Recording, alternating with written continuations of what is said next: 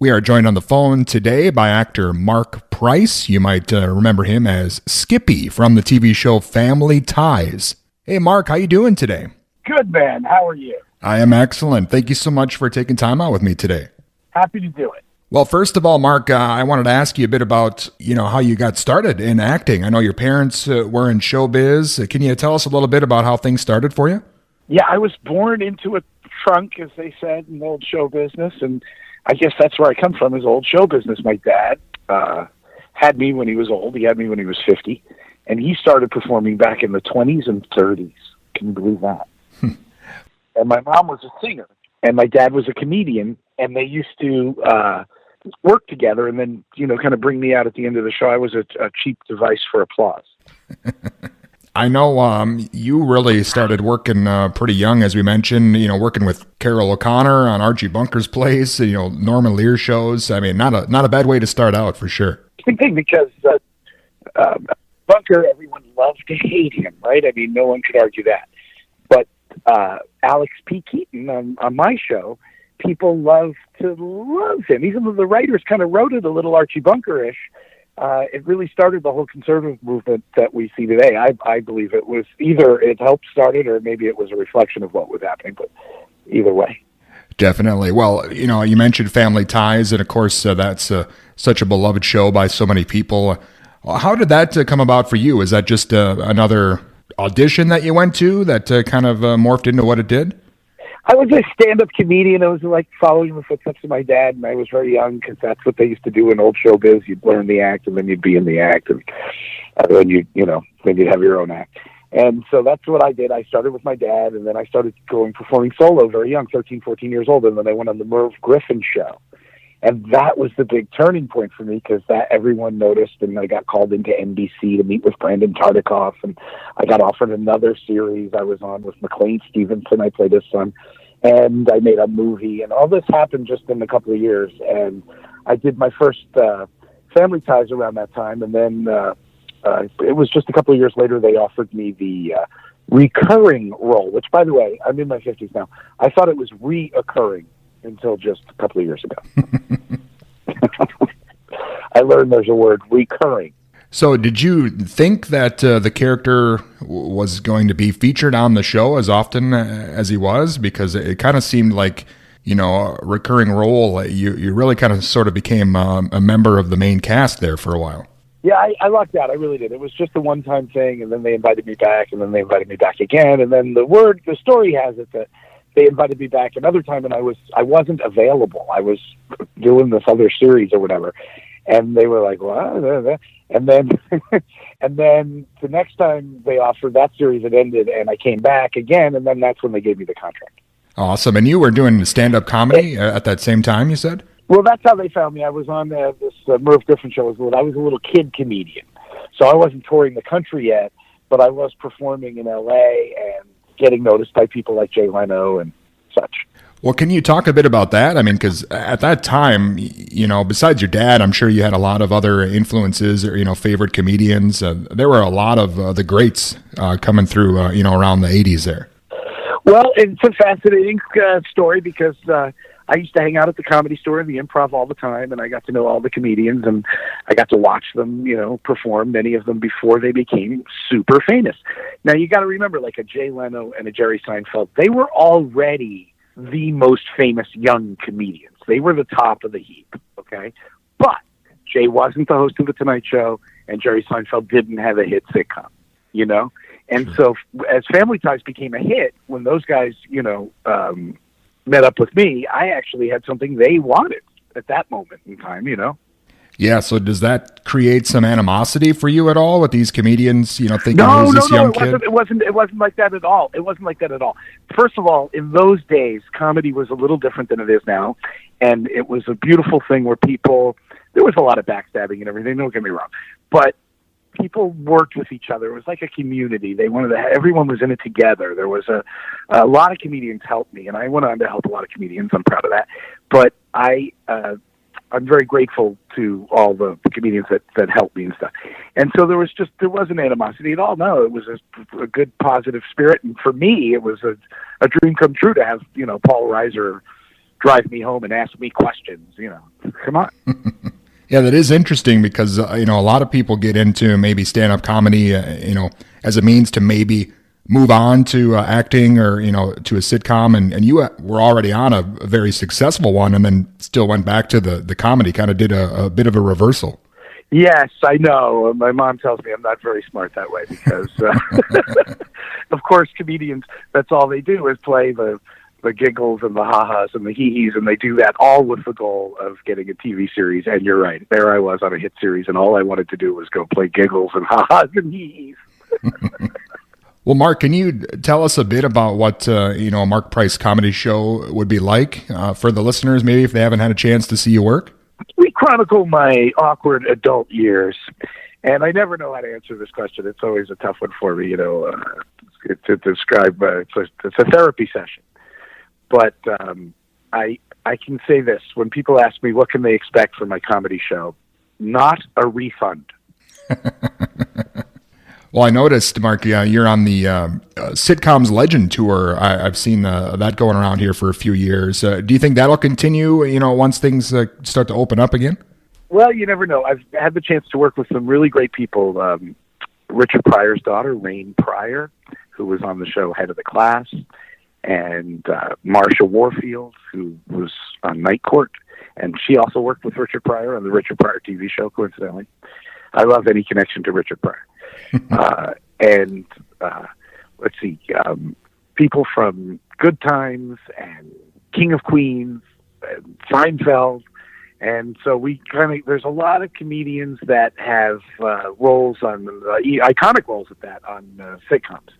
And so the idea was to pull them together and create a show that features all the comedians from TV together. And we've done it. We've done a lot of different variations on it. And looking forward to getting out there again. That's the big question: is when does touring start again?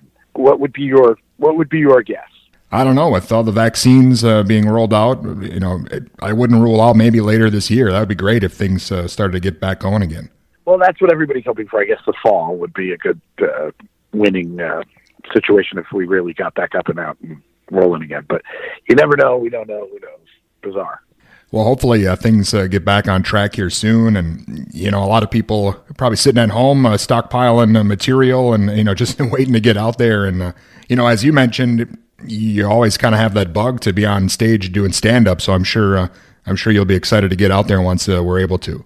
Yeah, I'm putting together, you mentioned the Legends as they come. I'm putting together other tours as well. One's like a game show live, and we've got like a talk show kind of thing live that features Where Are They Now people. And we're, and we call that Where Are They Wow. And I also co-wrote a script, which is something I haven't really gotten into in a long time, and that's cool. I'm kind of back working on a Hollywood-type project, and there's a role for me in it, and it's pretty funny. And so, yeah, this pandemic has led me to try all kinds of new things. In fact, I was touring in Florida. I went to 50 cities in 2019. And then in 2020, I was in about my 10th city. I was going to do 50 cities again. And everything shut down, as you know. Right when they announced the NBA was no longer going to play, everybody went, what? Right.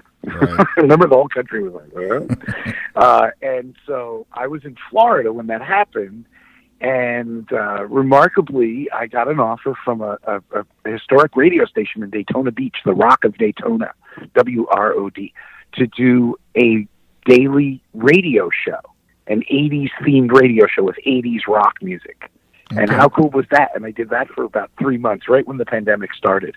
And I was able to hopefully entertain people while they were stuck at home. And it was, I'd been a guest on the radio for so many years, and I've hosted stuff on TV, but this was my first time as a radio DJ.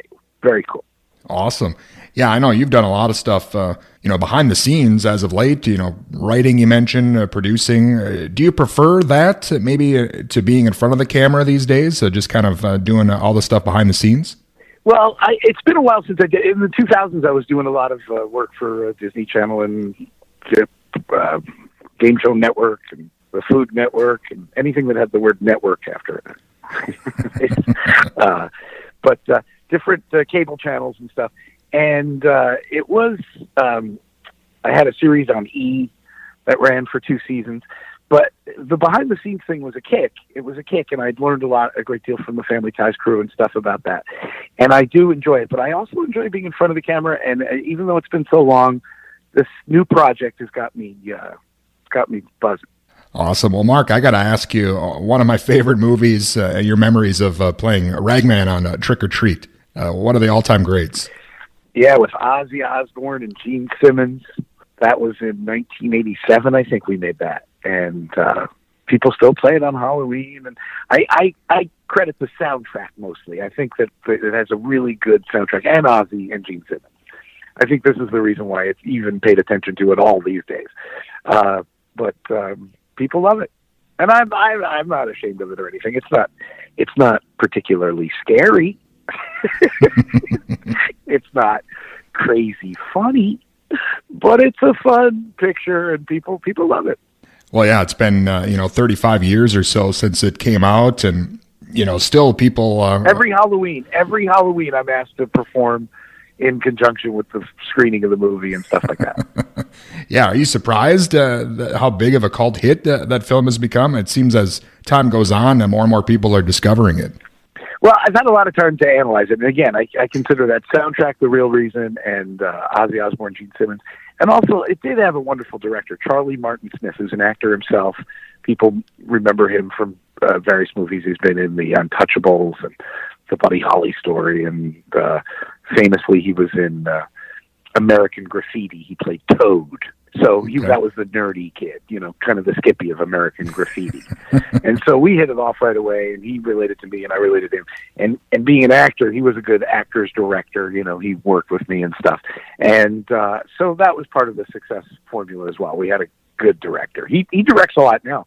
He became the king of the animal movies. If there's a movie about a dolphin or a dog that plays basketball or anything about a dog finds its way home, or there's an elephant and they have to, whatever, he's the guy. Okay. Yeah, I'm guessing that's probably good work if you're into that. I'm sure most directors probably don't like working with animals if they don't have to. Well, after me, he said, that's it. I'm not working with teenagers anymore, just animals. Well, did you get a chance to hang out much, with Gene Simmons or Ozzy off camera? Was that something you had a chance to do? Not a lot, really. I was 17, and so they might have gotten arrested. I don't know. But I got to hang out enough. I remember that I knew about Ozzy before the whole world did. That reality show kind of exposed a different side of the demon of darkness that that kind of cuddly Ozzy that was so lovable that we didn't really know before that reality show.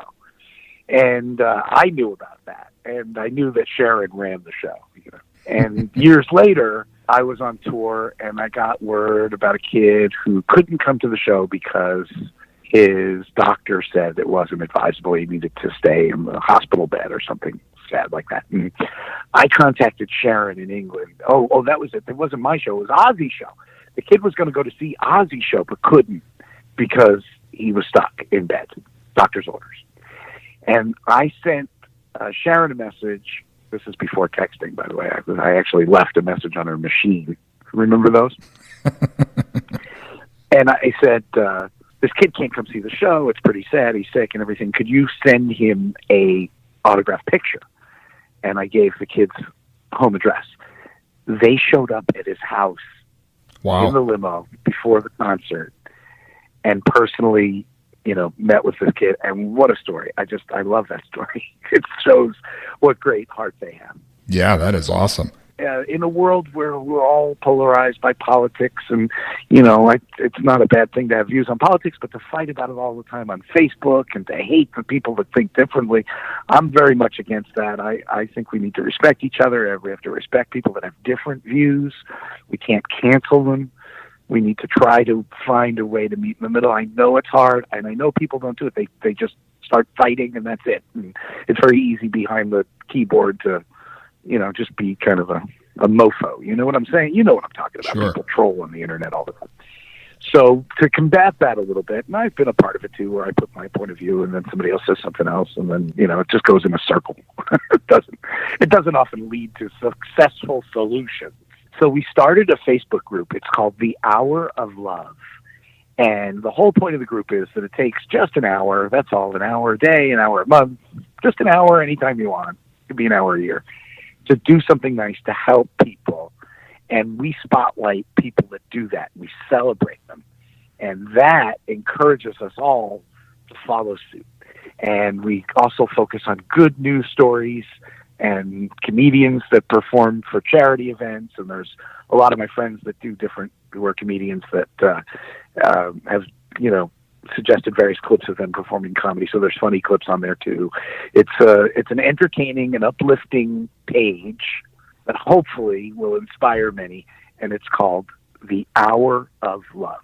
And that's a group page on Facebook. You just put it into groups, into the search engine, The Hour of Love, and join us. Awesome. Yeah, definitely a great idea. And, of course, now more than ever, we definitely could use that. Is there anything else coming up, Mark? Anything else we should be looking out for here? Well, that's it. In a world of COVID, I'm off the road right now. I miss it terribly. I'm waiting to figure out exactly when I can get back on, maybe the fall. We talked about that. I'm trying to set up shows for the fall.